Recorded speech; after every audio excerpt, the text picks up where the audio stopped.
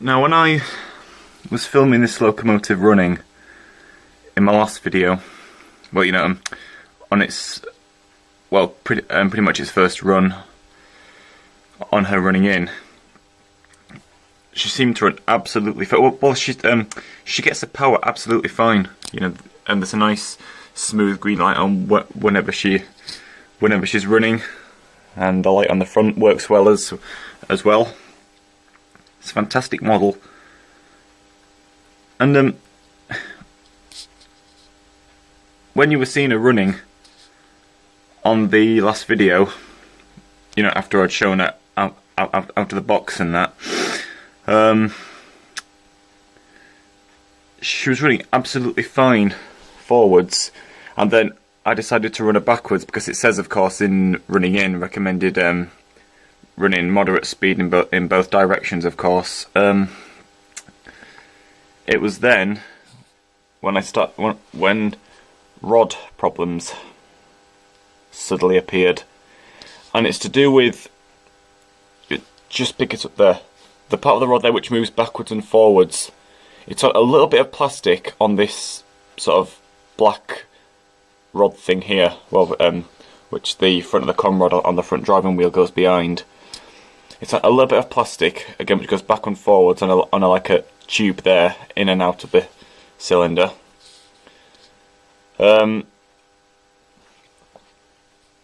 yeah, so she was running, going really well, all parts working well, until it had to be something to do with running her backwards, because she was going fine until the rod started, well, in a way, jamming up. Well, what I mean is that, as I was saying, to do with that, little tiny parts which, again, run along the outside of that part, backwards and forwards, it started coming out and coming loose and jamming everything up and preventing the engine from moving. Just on this side, the other side's fine. Which I thought was which I thought was rather odd. Well,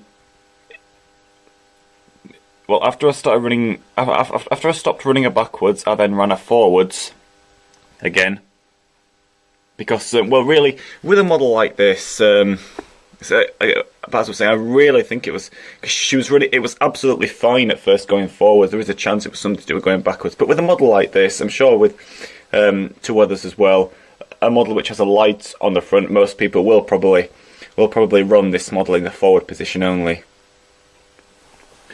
But I really think it had to be something to do with running it backwards, because it was absolutely fine at first and forwards. But when I ran it forwards, this only happened on the curves. It was fine on the straights. It was obviously something to do with going around the curves. At one point it stopped about there, and over there as well. And when I saw what had happened, I just couldn't believe my eyes. This black bit here was completely bent down. It was completely bent and was practically touching the carpet. And at one point it was completely bent up as well, going up inside, almost into the wheel arch bit there. I just couldn't believe it when I saw that. At first I had no idea what could have caused that until I looked closely and saw that that was then on the inside, you know, touching the driving wheel rather than the outside. And if I were to count, it happened about 6 times last night when I was running it. Happened about 6 times. Again, as I said, just on the corners of the track, or sometimes when the engine was trying to come off the corner, when it had almost completed the turn, stopped about there. So it was sort of okay on the corner, but in a way coming loose, and by there, yeah, I just had it. And pretty much more than just unlucky, but now it seems to be okay, seems to have sorted itself out. Let's give her a run.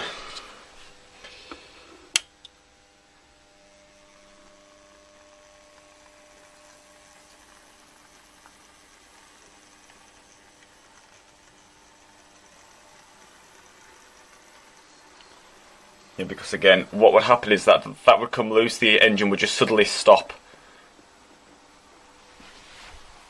these side rods are just completely jammed up due to that. Yeah, that, as you can see, moving backwards and forwards due to that coming out. Well, coming out of its position, going on the inside of the plastic black rod coming out of the cylinder. And it was obviously that, the movement of that, which was bending that black part. Well, it is quite flimsy, and I looked carefully, and it wasn't getting, even though it had bent quite a bit, which was really worrying me. I couldn't see anything, well, any signs of snapping or giving way. So hopefully it's all okay. But she seems much better now. Because, well, what gave me more signs that it's managed to sort itself out? Well, before, I thought it was okay, but all of a sudden just stopped again. But what's got my hopes up now is that about after the 6th or 7th time that I did it last night, I managed to. It was a real struggle, real fiddle.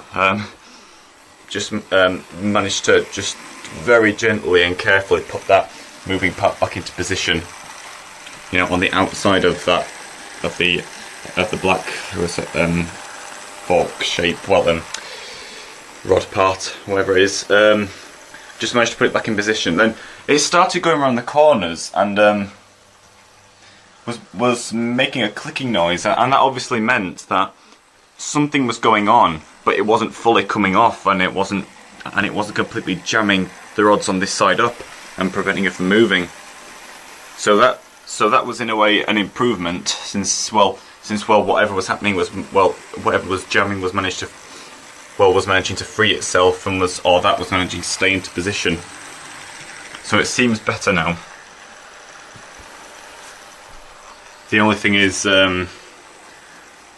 will it be okay if I run it backwards again? I don't really want to do it at the moment. You know, but again, a model like this, of course, you would like to see the light, well, especially in darkness. So I'm probably going to, again, mostly run this model in the forward position like this. Hey, that's how she pulls the Hogwarts Express. Although I'm pretty sure at the end of the first Harry Potter film, Sorcerer's Stone, well, Sorcerer's or Philosopher's Stone, of course, when they filmed the shots at Gothland on the North York Moors, I'm pretty sure she was reading Tender First. You don't really see much of the logo at that point. You just pretty much get a quick glimpse of it. And then, of course, the shot of the carriages and Hagrid walking down the platform. You know, essentially, of course, she's always boiler first when pulling the Hogwarts Express. So I'll probably mostly, or if not always, run it like this, so I can always see that fantastic looking light. I really hope that this that it doesn't happen again. Let's go on a bit quicker.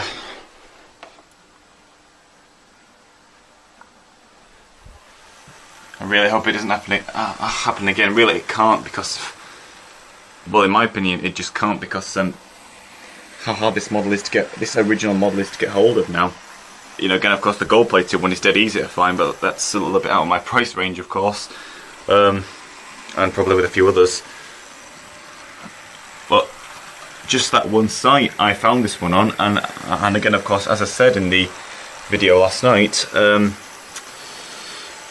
I looked on the site 2 or 3 days ago, or was it the night before yesterday, something like that, and it said sorry, out of stock. So, well, if it had broken, if that part had snapped, or if it didn't manage to sort itself out, of course, if it just kept jamming up all the time, I'd be absolutely knackered.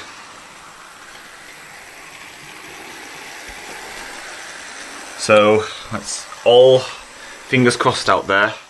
Let's hope she stays okay, and that she can get pulling the Hogwarts Express, and that I can do a video of this one as well. So I cannot wait to see that light running.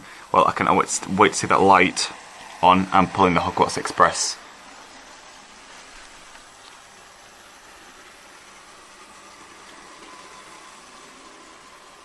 I mean, I had a very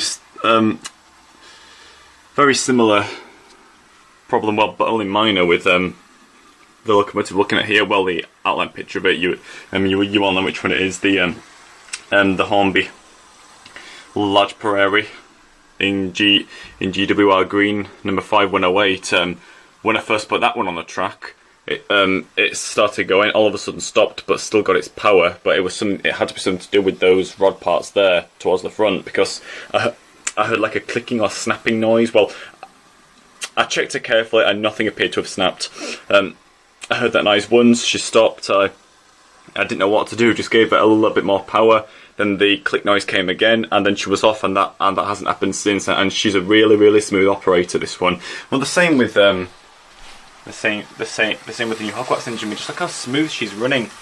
You know, really nice, quiet, smooth motor.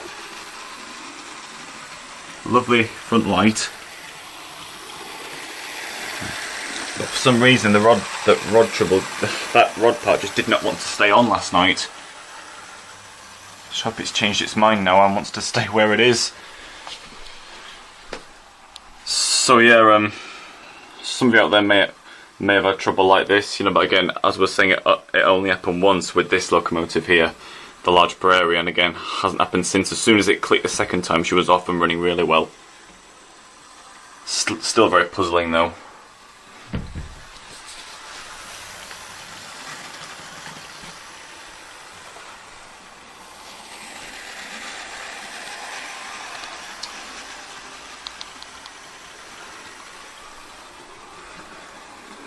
And let's hope she's fully okay now. Utterly disappointed if this model has to be sent back. Hopefully now, it has, as I said, hopefully now she has sorted herself out. Well, the rod part has got itself into a comfortable position and won't come out again. Also, I forgot to mention, just quickly, on her middle driving wheel she has very thin. At first they were kind of hard to pick out. Well, what look like very thin traction tyres. So she's going to be definitely a good puller in haulage. You know, but again, fingers crossed that she just gets to that stage of pulling, and that stays where it is.